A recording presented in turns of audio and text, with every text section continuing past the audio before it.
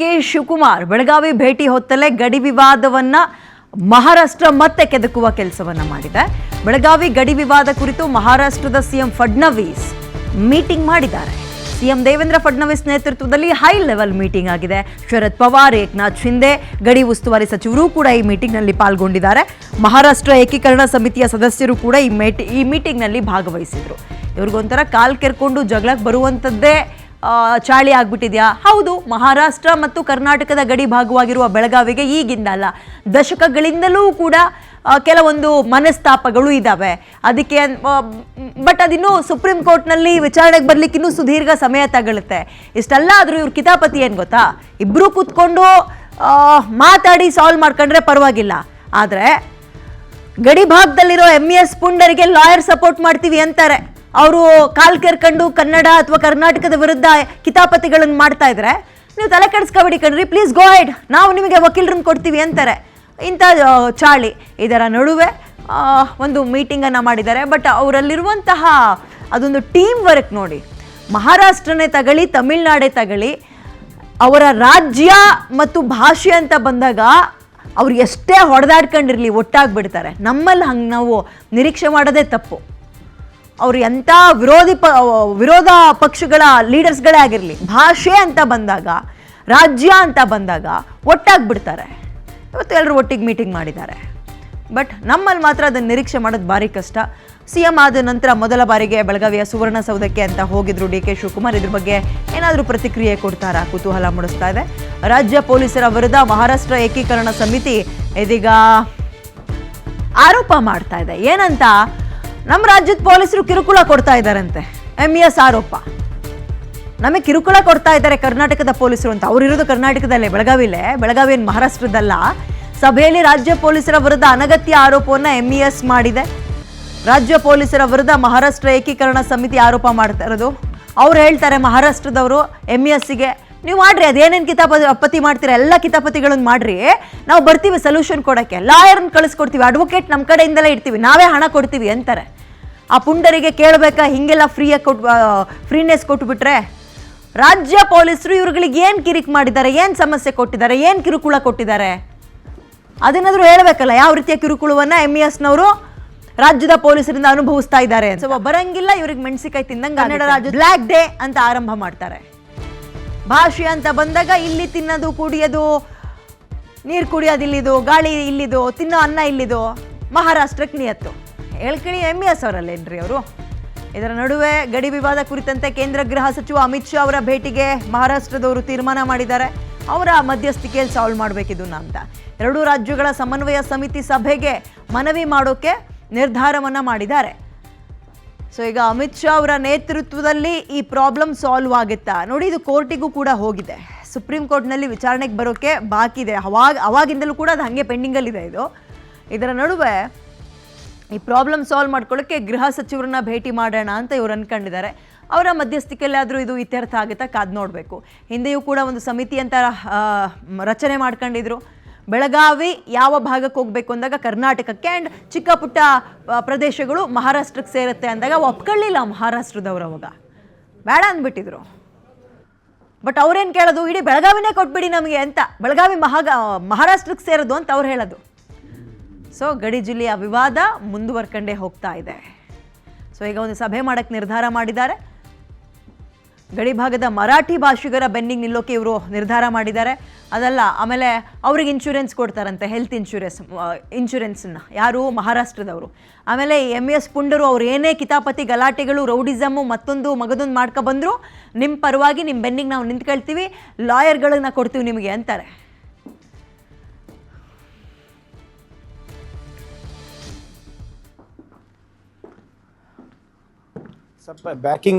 Backing them up legally there is nothing we can do. But ಯಾವುದೇ ಬೇರೆ ರೀತಿಯಾಗಿ ಅವರಿಗೆ ಬ್ಯಾಕ್ ಮಾಡೋದಾಗ್ಲಿ ಅಥವಾ ಇಲ್ಲಿ ಬಂದು ಘರ್ಷಣೆಗೆ ಅವಕಾಶ ಮಾಡಿಕೊಡೋದಾಗ್ಲಿ ಅದು ಮಾಡಬಾರ್ದು. ಅದಕ್ಕೆ ಮಾಡೋಕ್ಕೆ ನಮ್ಮ ಕಡೆನೂ ನಾವು ಅವಕಾಶ ಮಾಡಿಕೊಡೋದಿಲ್ಲ. ಇದು ವಾರ್ನಿಂಗ್ ಅನ್ನ ತಿಳ್ಕೊಳ್ಳಿ ಅಥವಾ ಕಿವಿ ಮಾತಂತ ತಿಳ್ಕೊಳ್ಳಿ. ನಮ್ಮ ರಾಜ್ಯದಲ್ಲಿ ಬಂದು ನೀವು ಪುಂಡಾಟಿಕೆ ಮಾಡೋದು, ಬೇರೆ ಬೇರೆ ರೀತಿಯಾಗಿ ಹೋರಾಟ ಮಾಡೋದು, ಘರ್ಷಣೆಗಳಿಗೆ ಆಸ್ಪದ ಮಾಡಿಕೊಡೋದು ನಾವು ಅಲೋ ಮಾಡೋದಿಲ್ಲ. ಇದು ಗೃಹ ಸಚಿವರ ಸ್ಟೇಟ್ಮೆಂಟ್. ಸೊ ಈಗ ಮಹಾರಾಷ್ಟ್ರದವರು ಒಂದು ತೀರ್ಮಾನಕ್ಕೆ ಬಂದಿದ್ದಾರೆ, ಅಂದರೆ ನಿರ್ಧಾರಕ್ಕೆ ಬಂದಿದ್ದಾರೆ. ಗೃಹ ಸಚಿವರು ಅಂದರೆ ಕೇಂದ್ರ ಗೃಹ ಸಚಿವ ಅಮಿತ್ ಶಾ ಅವ್ರನ್ನ ಇದಕ್ಕೆ ಅಂದರೆ ಮಧ್ಯಸ್ಥಿಕೆಯನ್ನು ವಹಿಸಿ ಅಂತ ಕೇಳಬೇಕು ಅಂತ. ಸೊ ಅವರು ಒಪ್ಕೊಂಡ ನಂತರ ಎರಡೂ ರಾಜ್ಯದವ್ರನ್ನ ಕೂರಿಸಿ ಯಾವ ತೀರ್ಮಾನಕ್ಕೆ ಬರ್ತಾರೆ ಕಾದು ನೋಡ್ಬೇಕು. ಆ್ಯಂಡ್ ಈ ಥರದ ವಿಚಾರಗಳಿಗೆ ನಮ್ಮ ರಾಜ್ಯದವರು ಒಟ್ಟಾಗಿ ಹೋಗಬೇಕು. ಅವ್ರು ಹೆಂಗೆ ಈ ಪಕ್ಷ ಭೇದವನ್ನು ಮರೆತು ಒಟ್ಟಾಗಿ ನಿಂತ್ಕೊಳ್ತಾರೋ ಭಾಷೆ ಅಂತ ಬಂದಾಗ, ರಾಜ್ಯ ಅಂತ ಬಂದಾಗ, ನಮ್ಮವರು ಕೂಡ ಅದನ್ನು ಮಾಡಬೇಕು. ಕಾದು ನೋಡೋಣ.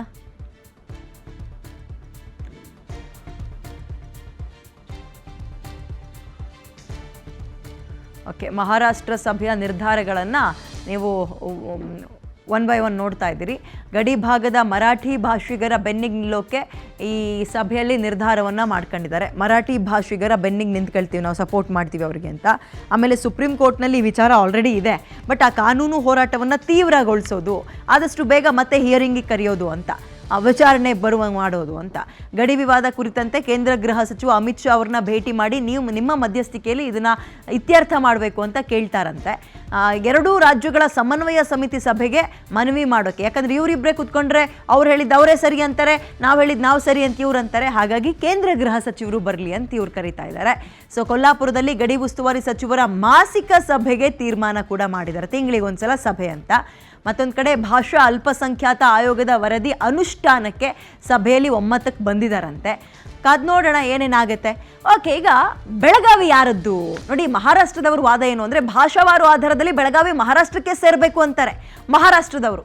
ಆಮೇಲೆ ಬೆಳಗಾವಿಯಲ್ಲಿ ಕನ್ನಡಕ್ಕಿಂತ ಮರಾಠಿ ಭಾಷಿಗರೇ ಹೆಚ್ಚು, ಭಾಷಾವಾರು ಆಧಾರದಲ್ಲಿ ಬೆಳಗಾವಿ ಮಹಾರಾಷ್ಟ್ರಕ್ಕೆ ಸೇರಬೇಕು. ಇವೆಲ್ಲವೂ ಕೂಡ ಮಹಾರಾಷ್ಟ್ರ ಮಾಡ್ತಾ ಇರುವಂತಹ ವಾದ. ಕರ್ನಾಟಕದ ನಿಲುವು ಅಂತ ನೋಡೋದಾದ್ರೆ 1956ರ ರಾಜ್ಯ ಮರು ವಿಂಗಡಣೆ ಕಾಯ್ದೆಯ ಪ್ರಕಾರ ಬೆಳಗಾವಿ ಕರ್ನಾಟಕಕ್ಕೆ ಸೇರಿದೆ. ಅವಾಗಲೇ ಇವರು ಸಿಟ್ಟು ಮಾಡ್ಕೊಂಡಿದ್ದು ಮಹಾರಾಷ್ಟ್ರದವರು. 2011ರ ಜನಗಣತಿಯ ಪ್ರಕಾರ ಬೆಳಗಾವಿ ಜಿಲ್ಲೆಯಲ್ಲಿ ಬಹುಸಂಖ್ಯಾತರು ಯಾರು ಅಂತ ನೋಡಿದಾಗ ಕನ್ನಡದವರೇ ಇದ್ರು. ಆ ವರದಿ ರಿಪೋರ್ಟ್ ಕೂಡ ಅದನ್ನೇ ಹೇಳಿತ್ತು, ಬೆಳಗಾವಿಯಲ್ಲಿ ಕನ್ನಡಕ್ಕಿಂತ ಮರಾಠಿ ಭಾಷಿಗರೇ ಹೆಚ್ಚು ಅಂತ. ಅವರಂದ್ರೆ ಜನಗಣತಿಯ ಪ್ರಕಾರ ಬೆಳಗಾವಿ ಜಿಲ್ಲೆಯಲ್ಲಿ ಕನ್ನಡ ಮಾತಾಡೋರು, ಕನ್ನಡ ನಾಡಿನವ್ರು ಯಾರು ಅಂದರೆ ಬಹುಸಂಖ್ಯಾತವರು ಕನ್ನಡದವರೇ ಇದ್ರು. ಹಾಗಾಗಿ ಭೌಗೋಳಿಕವಾಗಿ ಅದನ್ನ ಕರ್ನಾಟಕಕ್ಕೆ ಸೇರಿಸಿದ್ರು. ಮಹಾಜನ್ ವರದಿ ಪ್ರಕಾರ ಬೆಳಗಾವಿ ಕರ್ನಾಟಕಕ್ಕೆ ಸೇರಿದ್ದು, ಅಂದ್ರೆ ಕರ್ನಾಟಕದ ಪರವಾಗಿ ಬಂದಿತ್ತು ರಿಪೋರ್ಟ್. ಅವಾಗ ಆಡಳಿತಾತ್ಮಕವಾಗಿ ಹಿಂದೆ ಬೆಳಗಾವಿ ಬಾಂಬೆ ಪ್ರಾಂತ್ಯದ ಭಾಗವಾಗಿತ್ತು ಅಂತ ಅವ್ರು ಹೇಳೋದು. ಆಡಳಿತಾತ್ಮಕವಾಗಿ ಮಹಾರಾಷ್ಟ್ರದವರ ವಾದ ಇದು. ಕರ್ನಾಟಕದವರು ಮಹಾಜನ್ ಅಂದ್ರೆ ಈ ವರದಿ ಮಾಡಿಸಿದ್ರಲ್ಲ, ಅವಾಗ ನಂಬರ್ಸ್ ಕರ್ನಾಟಕದವ್ರು ಎಷ್ಟು ಜನ ಇದ್ದಾರೆ, ಹೀಗೆ ಕೆಲವೊಂದು ಡೇಟಾಗಳ ಪ್ರಕಾರ ಇದು ಕರ್ನಾಟಕಕ್ಕೆ ಸೇರಿದ್ದು ಅಂತ ರಿಪೋರ್ಟ್ ಬಂತು. ಕನ್ನಡದ ಅಥವಾ ಕರ್ನಾಟಕದ ಪರವಾಗಿ ರಿಪೋರ್ಟ್ ಬಂತು.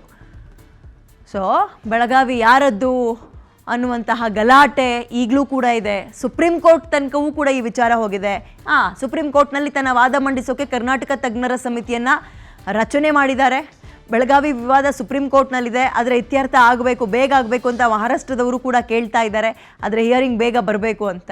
ಸೊ ಇದು ಮತ್ತೇನಾಗುತ್ತೆ ಕಾದು ನೋಡೋಣ. ನಿಮಗೆ ನೆನಪಿರ್ಬೋದು, ಕನ್ನಡ ರಾಜ್ಯೋತ್ಸವ ಬಂತು ಅಂದರೆ ಸಾಕು ಎಲ್ಲ ಕಡೆ ಸಂಭ್ರಮಾಚರಣೆ ಇರುತ್ತೆ. ಬೆಳಗಾವಿಯಲ್ಲಿ ಮಾತ್ರ ಸೂಕ್ಷ್ಮ ಪ್ರದೇಶವಾಗಿ ಅದು ಕನ್ವರ್ಟ್ ಆಗಿರುತ್ತೆ. ಈ MES ಪುಂಡರ ವಿಚಾರವಾಗಿ ಗಡಿ ವಿವಾದ ಇವತ್ತು ನೆನ್ನೆದಲ್ಲ, ದಶಕಗಳಿಂದಲೂ ಕೂಡ ಬೆಳಗಾವಿ ಗಡಿ ಭಾಗ ಏನಿದೆ ನಮ್ಮದು ಅಲ್ಲಿ ಇದ್ದೇ ಇರುತ್ತೆ.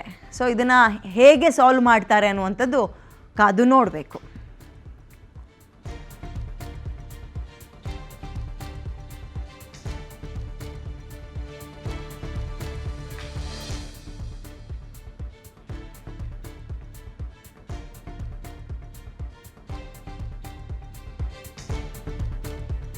ಸಾವಿರದ 1966ರಲ್ಲಿ ಮಹಾಜನ್ ಆಯೋಗವನ್ನು ಕೇಂದ್ರ ಸರ್ಕಾರ ರಚನೆ ಮಾಡುತ್ತೆ. ಮಹಾಜನ್ ಆಯೋಗ ಅಂದರೆ ಅದೇ ಈ ಬೆಳಗಾವಿಯನ್ನು ನೀವು ಒಂದು ರಿಸರ್ಚ್ ಮಾಡಿ, ಹೆಂಗಿದೆ ನಂಬರ್ಸ್ ಯಾರ್ಯಾರಿದ್ದಾರೆ ನೋಡಿ ಅಂತ, ಯಾರಿದ್ದಾರೆ ಆ್ಯಂಡ್ ಇದು ಕರ್ನಾಟಕಕ್ಕೆ ಸೇರುವಂಥದ್ದು ಜಿಯೋಗ್ರಫಿಕಲ್ ಆಗಿ ನೋಡೋದಾದ್ರು ಆ್ಯಂಡ್ ಜನಸಂಖ್ಯೆ ಆಧಾರವಾಗಿ ನೋಡೋದಾದ್ರೂ ಅಂತ ಕೇಳ್ತಾರೆ. ಆಗ ಅವರು ಆ ವರದಿಯನ್ನು ರೆಡಿ ಮಾಡಬೇಕಾದ್ರೆ ಅವ್ರಿಗೆ ಸಿಕ್ಕಂತಹ ಡೇಟಾಗಳನ್ನು ಕ್ಲಿಯರ್ ಕಟ್ ಆಗಿ ಸರ್ಕಾರದ ಮುಂದೆಗೆ ಒಪ್ಪಿಸ್ತಾರೆ. ನಿಪ್ಪಾಣಿ, ಖಾನಾಪುರ, ನಂದಗಡ ಸೇರಿ 262 ಹಳ್ಳಿಗಳು ಮಹಾರಾಷ್ಟ್ರಕ್ಕೆ ಸೇರುತ್ತೆ. ಐ ರಿಪೀಟ್, ನಿಪ್ಪಾಣಿ, ಖಾನಾಪುರ, ನಂದಗಡ ಸೇರಿ ಕರ್ನಾಟಕಕ್ಕೆ ಸೊಲ್ಲಾಪುರವೂ ಸೇರಿ 247 ಹಳ್ಳಿಗಳನ್ನು ಆಯೋಗ ಕೊಡುತ್ತೆ. ಅಂದರೆ ಬೆಳಗಾವಿಯನ್ನು ಕರ್ನಾಟಕಕ್ಕೆ ಕೊಡುತ್ತೆ ಆಯೋಗ, ನಂಬರ್ಸ್ ಕೊಡುತ್ತೆ. ಮಹಾಜನ್ ಆಯೋಗದ ವರದಿಯನ್ನು ಮಹಾರಾಷ್ಟ್ರ ತಿರಸ್ಕಾರ ಮಾಡುತ್ತೆ. ಅವತ್ತೇ ಈ ರಿಪೋರ್ಟ್ ಬರ್ತಾ ಇದ್ದಂಗೆ ಮಹಾಜನ್ ಆಯೋಗವನ್ನು ಬೆಳಗಾವಿ ತನ್ನದಾಗಿಸ್ಕೊಳ್ಳೋಕ್ಕೆ ಮಹಾರಾಷ್ಟ್ರ ಇವತ್ತಿಗೂ ಕೂಡ ಹೋರಾಟ ಮಾಡುತ್ತೆ. ನಮ್ಮಲ್ಲಿ ಬರೀ ನೀರಿಗಾಗಿ ಹೋರಾಟ ಇಲ್ಲ, ಮಹಾರಾಷ್ಟ್ರದಲ್ಲಿ ಮಹಾರಾಷ್ಟ್ರದಲ್ಲಿ ನೀರಿಗಾಗಿ ಹೋರಾಟ ಮಾತ್ರ ಅಲ್ಲ, ಬೆಳಗಾವಿ ನಮ್ದು ಅಂತ ಕಿರ್ಚಾಡ್ತಾರೆ ಅವ್ರು ಈಗಲೂ ಕೂಡ. ವರದಿಯ ಪ್ರಕಾರ ಭೌಗೋಳಿಕವಾಗಿ ನೋಡೋದಾದ್ರೆ ಮತ್ತು ಈ ಭಾಷಿಗರನ್ನ ನಂಬರ್ಸ್ ತಗೊಂಡಾಗ ಕರ್ನಾಟಕಕ್ಕೆ ಸೇರಿದ್ದು ಅಂತ ಕೊಟ್ಟರು.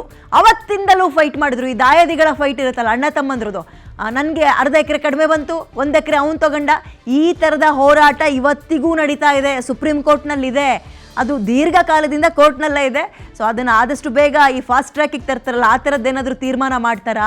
ಕೇಂದ್ರ ಗೃಹ ಸಚಿವರನ್ನ ಕರೆಸಿ ಅವರ ಮಧ್ಯಸ್ಥಿಕೆಯಲ್ಲಿ ಇತ್ಯರ್ಥ ಮಾಡಬೇಕು ಅನ್ಕೊಳ್ತಾ ಇದ್ದಾರೆ. ಬಟ್ ನಾನು ಅವಾಗಲೇನೂ ಹೇಳಿದೆ, ಅವರಲ್ಲಿ ಟೀಮ್ ವರ್ಕ್ ತುಂಬ ಚೆನ್ನಾಗಿದೆ, ಒಗ್ಗಟ್ಟು ಪ್ರದರ್ಶನ ಮಾಡ್ತಾರೆ. ನಮ್ಮ ರಾಜ್ಯದಲ್ಲಿ ಹಂಗೆ ಕಷ್ಟ ನಾವು ನಿರೀಕ್ಷೆ ಮಾಡೋದು.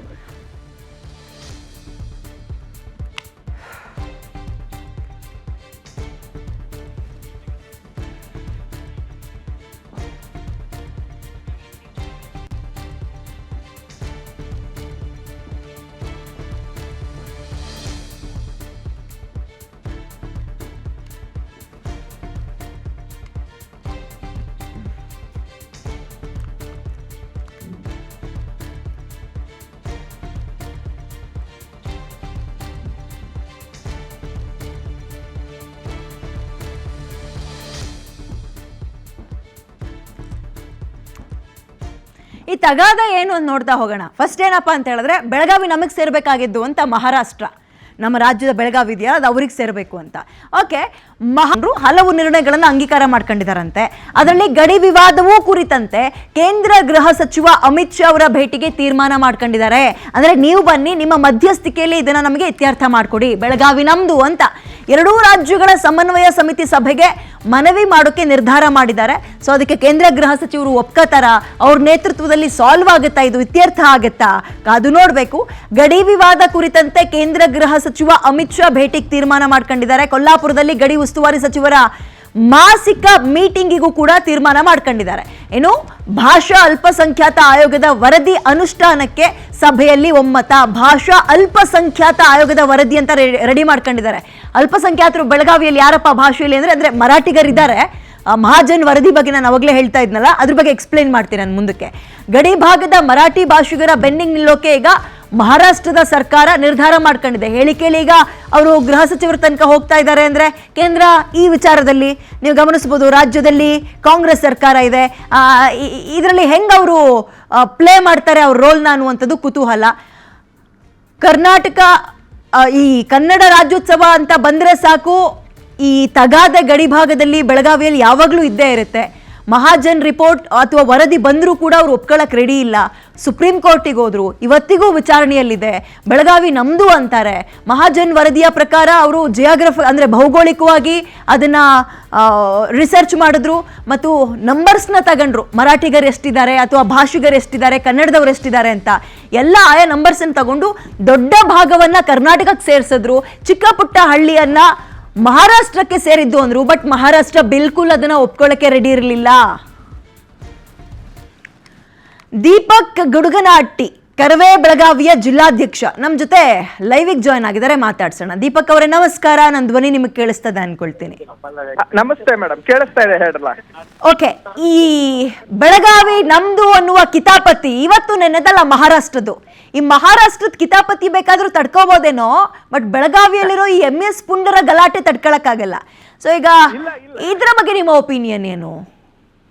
ಪ್ರತಿನಿತ್ಯವೂ ಕೂಡ ಇಲ್ಲಿ MES ನ ದಬ್ಬಾಳಿಕೆ ಮಹಾರಾಷ್ಟ್ರ ರಾಜ್ಯ ಸರ್ಕಾರದವರು ಅವ್ರೇನಾದ್ರೂ ಮಹಾರಾಷ್ಟ್ರದೊಳಗೆ ರಾಜಕಾರಣ ಮಾಡ್ಬೇಕು ಅಂದ್ರೆ ಬೆಳಗಾವಿ ವಿಷಯನ ತಗೊಂಡ್ಬಿಡ್ತಾರೆ. ಅಲ್ಲಿ ಜನರ ದಾರಿ ತಪ್ಪಿಸುವಂತ ಕೆಲಸ ಮಾಡಿ ಇಲ್ಲಿಯ ಮರಾಠಿಗರಿಗೆ ಅನ್ಯಾಯ ಆಗ್ತಾ ಇದೆ, ಮರಾಠಿ ಭಾಷಿಕರಿಗೆ ಅನ್ಯಾಯ ಆಗ್ತಾ ಇದೆ ಅಂತ ಹೇಳಿ ಪದೇ ಪದೇ ಒತ್ತಿ ಹೇಳುವಂತ ಕೆಲಸ ಮಾಡ್ತಾ ಇದ್ದಾರೆ. ಆದ್ರೆ ಇಲ್ಲಿ ಕನ್ನಡ ಭಾಷಿಕರು ಮತ್ತು ಮರಾಠಿ ಭಾಷಿಕರು ಬಾರಿ ಅನ್ಯೂನ್ಯತೆಯಿಂದ ಬದುಕ್ತಾ ಇದ್ದಾರೆ. ಇಲ್ಲಿ ಏನು ನಾಡದ್ರೋಹಿ ಭಯೋತ್ಪಾದಕರ ತರ ವರ್ತನೆ ಮಾಡ್ತಾ ಇರುವಂತ ಮಹಾರಾಷ್ಟ್ರ ಏಕೀಕರಣ ಸಮಿತಿ ಅನ್ನುವಂತ ಸಂಘಟನೆ ಅವರು ಬೆಳ್ಳಂಚೆಷ್ಟಿರುವಂತ ಮುಖಂಡರುಗಳು ಬರುವಂತ ತಾಲೂಕಾ ಪಂಚಾಯತಿ, ಜಿಲ್ಲಾ ಪಂಚಾಯತಿ, ಗ್ರಾಮ ಪಂಚಾಯತಿ ಚುನಾವಣೆಯನ್ನ ಮುಂದಿಟ್ಕೊಂಡು ಅಸ್ತಿತ್ವವನ್ನ ಕಳ್ಕೊಂಡಿರುವಂತ MES ಮತ್ತೆ ತಾವು ಅಸ್ತಿತ್ವ ಜೀವಂತವಾಗಿ ಇದೀವಿ ಅಂತ ಹೇಳಿ ತೋರಿಸ್ಕೋ ಸಲುವಾಗಿ ಇಂಥ ಹುನ್ನಾರಗಳನ್ನ ಮಾಡಿಸ್ತಾ ಇದ್ದಾರೆ. ಪ್ರತಿನಿತ್ಯವೂ ಕೂಡ ಬೆಳಗಾವಿಯಲ್ಲಿ ಬಹಳಷ್ಟು ಪದೇ ಪದೇ ಕಿತಾಪತಿ ಮಾಡೋದು, ಇಲ್ಲಿ ನಾಡದ್ರೋಹಿ ಚಟುವಟಿಕೆಯನ್ನ ಮಾಡೋದು, ಬೆಳಗಾವಿಯಲ್ಲಿ ನಿಂತ್ಕೊಂಡು ಬೇರೆ ರಾಜ್ಯಕ್ಕೆ ಜೈ ಅನ್ನುವಂಥದ್ದು, ಇಲ್ಲಿ ಕನ್ನಡ ಭಾಷಿಕರನ್ನ ಅವಮಾನ ಮಾಡುವಂತ ಕೆಲಸ ಮಾಡ್ತಾರೆ, ಕನ್ನಡ ಅಧಿಕಾರಿಗಳನ್ನ ಅಪಮಾನ ಮಾಡುವಂತ ಕೆಲಸವನ್ನ ಮಾಡ್ತಾರೆ, ಕರ್ನಾಟಕ ರಾಜ್ಯವನ್ನ ಅಪಮಾನ ಮಾಡುವಂತ ಕೆಲಸ ಮಾಡ್ತಾ ಇದ್ದಾರೆ. ಆದ್ರೆ ನಮ್ಗೊಂದು ದುರದೃಷ್ಟ ಏನಪ್ಪಾ ಅಂತಂದ್ರೆ, ನಮ್ಮವರೇ ಆಗಿ ಇಲ್ಲಿ ರಾಜ್ಯ ಸರ್ಕಾರದವರು ಇಂಥ ಭಯೋತ್ಪಾದಕರ ಚಟುವಟಿಕೆ ಮಾಡ್ತಾ ಇರುವಂತ ನಾಡದ್ರೋಹಿಗಳನ್ನ ನಿಷೇಧ ಮಾಡ್ರಿ, ಇವ್ರನ್ನ ಗಡಿಪಾರ್ ಮಾಡ್ರಿ ಅಂದ್ರೂ ಯಾವುದೇ ಕಾರಣಕ್ಕೂ ಮಾಡ್ತಾ ಇಲ್ಲ. ಪರಿಣಾಮ ಬೀರುತ್ತಲ್ಲ ಹಂಗ್ ಮಾಡ್ಬಿಟ್ರೆ.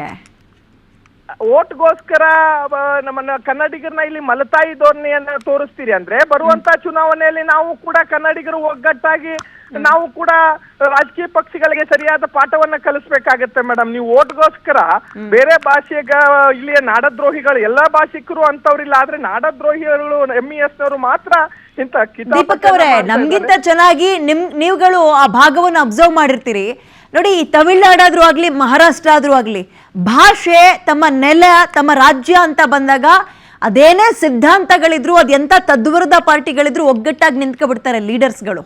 ಬಟ್ ನಮ್ ಕರ್ಮ ಏನು ಅಂದ್ರೆ ನಮ್ ರಾಜ್ಯದಲ್ಲಿ ನಾವು ಅದನ್ನ ನಿರೀಕ್ಷೆ ಮಾಡೋದು ತಪ್ಪಾಗುತ್ತೆ. ದುರಂತ ಇವತ್ತು ತಮಿಳುನಾಡು, ಆಂಧ್ರ ಪ್ರದೇಶ, ತೆಲಂಗಾಣ ಆಯಾ ಭಾಷಾವಾರು ರಾಜಕಾರಣ ಮಾಡ್ತಾರೆ. ಇಲೆಕ್ಷನ್ಗಳ ಚುನಾವಣೆ ನಡೀತದೆ, ಆಯಾ ಭಾಷೆಯಲ್ಲಿ ಅಭಿಮಾನ ಇಟ್ಟವ್ರು ಮಾತ್ರ ಅಲ್ಲಿಯ ಮುಖ್ಯಮಂತ್ರಿಗಳಾಗ್ತಾರೆ. ನಮ್ಮಲ್ಲಿ ದುರಂತ ಮೇಡಮ್, ಇಲ್ಲಿ ನಾವು ಪಕ್ಷಿಗಳನ್ನ ಆರಿಸಿ ಕಳಿಸಿದ್ರು ಕೂಡ ಇಲ್ಲಿ ಕನ್ನಡ ಅಂತ ಹೇಳಿ ಬರೀ ನಾವು ಕನ್ನಡಿಗ ಕರ್ನಾಟಕದ ಪರವಾಗಿದ್ದೀವಿ ಅಂತ ಹೇಳ್ತಾರೆ. ಕರೆ ಯಾರು ಕೂಡ ಅದನ್ನ ಆಡಳಿತ ರೂಪಕ್ಕೆ ಕಾರ್ಯರೂಪಕವಾಗಿ ತರ್ತಾ ಇಲ್ಲ.